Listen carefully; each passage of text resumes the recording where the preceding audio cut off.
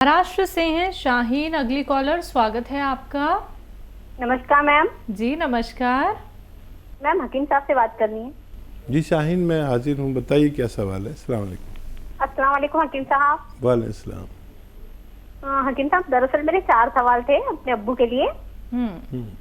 और मैं सवाल पूछने से पहले आपसे बताना चाहती हूँ कि मैं आपकी 2 दवाएं अपने अब्बू को दे रही हूँ। एक जो है तो नमक जैतून और दूसरा है तो गौनसिया। जी, पहला सवाल मेरा ये है हकीम साहब कि जैसे मेरे अब्बू के किडनी में पथरी थी, तो आपने मुझे बताया था कि नमक जैतून और गुड़हल के पत्ते उन्हें निहार मुंह देना है और उसके साथ 2 चुटकी नमक जैतून 1 गिलास पानी में और उसके ऊपर और 2 गिलास पानी देना है। तो मैंने ये 12 से 13 दिन तक की ये खुराक उन्हें दी है। तो मैं आपसे जानना चाहती हूँ कि सब के जैसे अब हम कैसे पता करें कि उनकी जो किडनी की पथरी है वो बाहर आ गई है या किडनी में ही है। हमें कोई जांच वगैरह करवानी चाहिए, क्या करवाना चाहिए, इसके लिए मुझे कुछ बताएं हकीम साहब। ये बताइए, तकलीफ गई उनकी है अभी? हेलो, तकलीफ उनकी खत्म हो गई या अभी मौजूद है? जी हकीम साहब, उन्हें तकलीफ नहीं थी, दर्द नहीं था उन्हें। अच्छा। और मेरा दूसरा सवाल ये है कि सब के जैसे उन्हें जो है तो यूरिन इन्फेक्शन भी है और उनके डॉक्टर का कहना है कि उनकी किडनी भी काफी कमजोर है। तो आपने मुझे एक नुस्खा बताया है कि अलसी भून करके 2 चुटकी नमक जैतून पानी में 1 गिलास पानी में देना है। तो वो मैं उन्हें 1 महीने से दे रही हूँ हकीम साहब। तो मैं आपसे जानना चाहती हूँ कि मुझे ये नुस्खा उन्हें लगातार कितने दिन देना है और साथ में ये भी कि जैसे उनकी ये परेशानी जो है किडनी, जो उनकी किडनी कमजोर है और जैसे उन्हें यूरिन की परेशानी है, यूरिन इन्फेक्शन की, तो क्या ये परेशानी उनकी हमेशा के लिए वो रोग मुक्त हो सकते हैं? और ये जो नुस्खा मैं दे रही हूँ तो मुझे लगातार कितने दिन देना है? और हेलो जी जी, मैं सुन रहा हूँ, आप बताइए।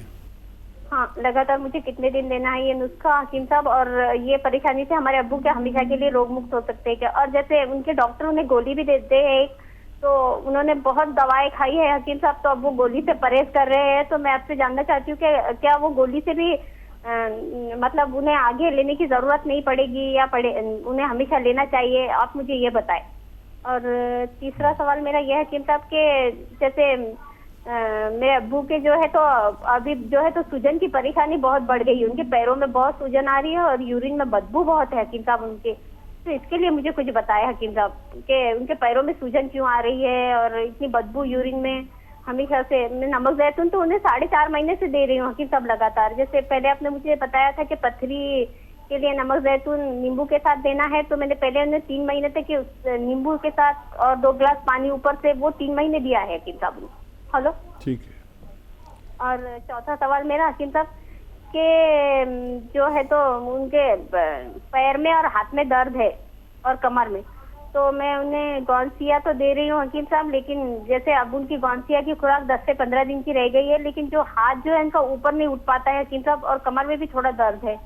तो मैं आपसे जानना चाहती हूँ हकीम साहब कि क्या अब मुझे गौनसिया अभी और उन्हें देना चाहिए या और ये जो समस्या है उनकी दर्द की, तो ये इस वजह से हकीम साहब कि उन्हें ब्रेन का अटैक आया था। तो अच्छा, कुछ फायदा है दर्द में उनको? हेलो, हाँ शाहीन, कुछ फायदा है दर्द में? फायदा लगता है? हाँ, दर्द में उनके इतना फायदा है कि जब कि पहले से जो दर्द है वो कम है अभी, लेकिन पूरी तरीके से कम नहीं हुआ है। और ठीक है, आप जैसी बेटी मिल गई तो पूरा फायदा होना मुमकिन है। इतनी तवज्जो से आप दवा दे रहे हैं। अच्छा बच्चे, देखो किडनी में पथरी है कि नहीं है, इसके 2 तरीके हैं। एक तो ये तकलीफ़ चली जानी चाहिए, उनको तकलीफ़ पहले थी ही नहीं, तो फिर उसके लिए आपको सोनोग्राफी करानी पड़ सकती है। और कोई बुरी बात नहीं है अगर आप अपनी तसल्ली के लिए सोनोग्राफी करा लें। वैसे उस नुस्खे से आपको फ़ायदा हो जाता है।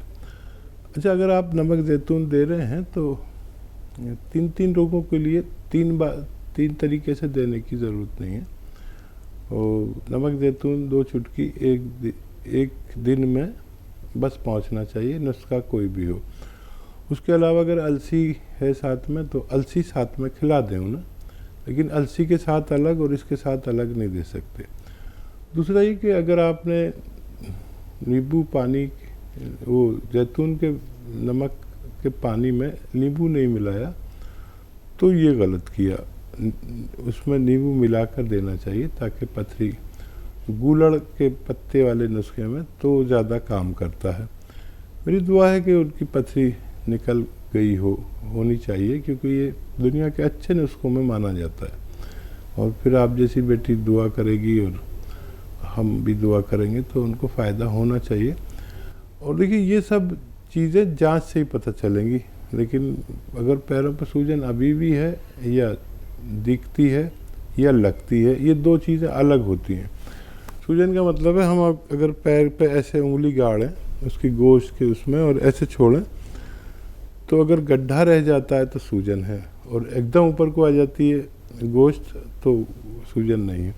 पर पैरों पर सूजन अच्छा नहीं है, दर्द के साथ साथ चली जानी चाहिए। अलसी का नुस्खा लंबे अरसे तक भी ले सकते हैं, लेकिन बगैर जांच के हम कोई कह नहीं सकते कि इतने वसूख से, इतने जिम्मेदारी से कि उनका वो निकल चुका है। जांच में तो वो आपको लिख कर ही दे देता है कि उनको फ़ायदा होता है। और ये अच्छे नुस्खे मैं बताता हूँ, दावा कुछ नहीं करता, इससे लोगों को फ़ायदा होते हुए देखा गया है। दुआ भी करूँगा, आप भी दुआ करें, नुस्खा देते रहें और मजबूत हो जानी चाहिए उनकी किडनी। जी हकीम साहब, इन्होंने कहा है कि यूरिन में स्मेल आती है। हाँ देखिए, कुछ पेशाब इनका रुक कर आता है और सड़ कर आता है, इन्फेक्शन है, इन्फेक्शन चला जाना चाहिए था अभी तक, क्या वजह है, क्यों नहीं जाता है। और किडनी की गंदगी टेस्ट होती है, किडनी का फंक्शन टेस्ट होता है, किडनी की तंदुरुस्ती टेस्ट होती है, वो सब जांच करा कर ही पता चलता है।